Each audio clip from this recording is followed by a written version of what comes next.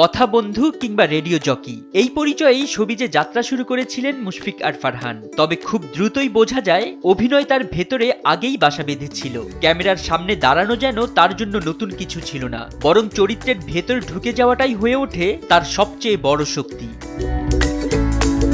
খুব অল্প সময়েই দর্শকের হৃদয় জয় করেছেন তিনি। চরিত্রের বৈচিত্র্য আর অভিনয়ের গভীরতায় নিজেকে আলাদা করে তুলেছিলেন সমসাময়িকদের ভিড় থেকে। কখনো মেথর, কখনো এলাকার রোমিও, আবার কখনো রাজনৈতিক নেতা। প্রতিটি চরিত্রের সাথেই তিনি মিশে যান দারুণভাবে।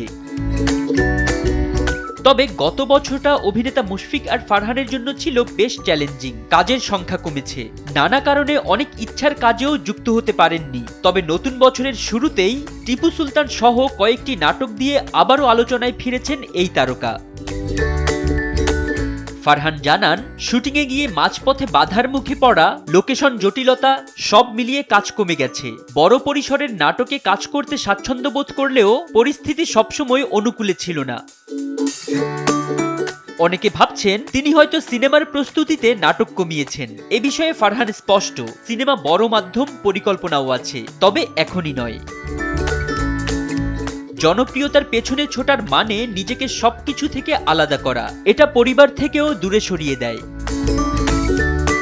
ফরিদ উদ্দিন মোহাম্মদ, সময়ের আলো।